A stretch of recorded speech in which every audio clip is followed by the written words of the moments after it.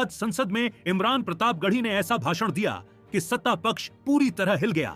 उन्होंने सीधे सवाल पूछे, ऐसे सवाल जिनका जवाब देना आसान नहीं था, और बीजेपी बेंच पर सन्नाटा छा गया।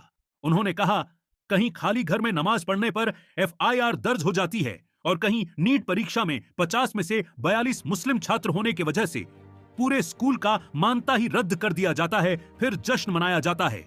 क्या देश में नियम सबके लिए एक जैसे हैं, या जगह और पहचान देखकर इंसाफ बदल जाता है? बरेली का मामला हो, कोटद्वार की घटना हो या जम्मू का नीट विवाद, हर घटना एक ही कहानी कहती है, न्याय का तराजू झुक रहा है। आज के इस वीडियो में हम आपको वही भाषण दिखाएंगे जो संसद के रिकॉर्ड में दर्ज हुआ, और साथ ही समझेंगे इन घटनाओं के पीछे की पूरी सच्चाई। अब देखिए संसद में इमरान प्रतापगढ़ी का पूरा बयान। हम करें बात दलीलों से तो रद्द होती है, उनके होठों की खामोशी भी सनद होती है। कुछ न कहने से भी छिन जाता है एजाज़े सुखन, जुल्म सहने से भी जालिम की मदद होती है। सभापति महोदय, मैं राष्ट्रपति के अभिभाषण पे अपने बात रखने के लिए खड़ा हुआ हूं। उस दिन देश की संसद के गलियारों में सरकार की तारीफ करती हुई महामहिम की आवाज गूंज रही थी, तो उधर मेरे कानों में हसदेव के जंगलों में आदिवासियों को जिंदगी देने वाले पेड़ों पर चलती हुई कुल्हाड़ी की आवाज गूंज रही थी। सभापति महोदय, इस तरफ महामहिम के भाषण पर प्रधानमंत्री जी संसद की मेज थपथपा रहे थे, और उधर उत्तराखंड की अभागी बिटिया अंकिता भंडारी के इंसाफ की आवाजें मध्यम पड़ती जा रही थीं, जो आज भी पूछ रही हैं कि आखिर वो VIP कौन था जिसके लिए अंकिता भंडारी को मार दिया गया।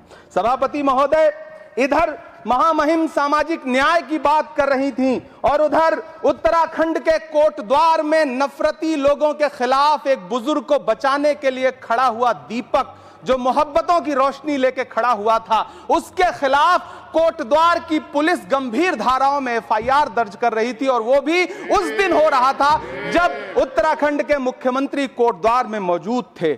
ये नया भारत है जहां दंगाइयों के खिलाफ FIR नहीं होते, बल्कि अमन और मोहब्बत की बात करने वालों के खिलाफ FIR दर्ज होता है। यह नया भारत है जहां असम का चीफ मिनिस्टर खुलेआम संवैधानिक प्रोटोकॉल तोड़कर कहता है कि मुसलमानों को इतना टॉर्चर करो कि वो राज्य छोड़ने पर मजबूर हो जाएं। वो कहता है कि अगर कोई मियां रिक्शा वाला 5 रुपए मांगो तो उसे 4 रुपए दो, ताकि वो परेशान हो सके। यह नया भारत है जहां बरेली में खाली घर में नमाज पढ़ने पर पुलिस मुकदमा दर्ज करती है। यह नया भारत है जहां क्रिसमस की तैयारी करते हुए ईसाइयों पर सरकार मुकदमा दर्ज करती है।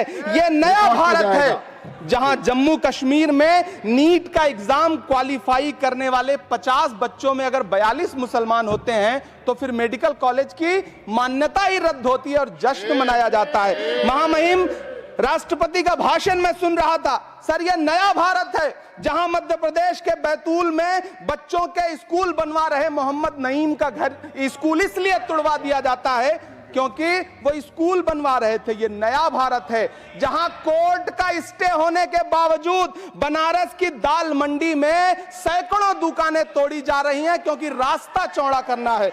सभापति महोदय, मैं आपसे कहना चाहता हूं कि जो पीढ़ी अपने बुजुर्गों को गाली देती है उसके साथ प्रकृति इंसाफ करती है। आप इंदिरा जी और नेहरू को गाली देते हैं, नेहरू को छोटा नहीं कर पाएंगे। नेहरू का साथ आइंस्टीन, नेहरू का नाम आइंस्टीन के साथ लिया जाता था और आपका नाम एप्स्टीन के साथ लिया जाता है। आपको ये बात समझनी पड़ेगी। सभापति महोदय, मुझे 1 मिनट बोलने दें, मुझे कंक्लूड करने दें। Doctor Sumer Singh Solanki, doctor Sumer Singh Solanki, doctor Sumer Singh Solanki, आपकी बात रिकॉर्ड पे जाएगी। डॉक्टर सुमेर सिंह सोलंकी, जो आपका समय था मैंने बोलने दिया। धन्यवाद।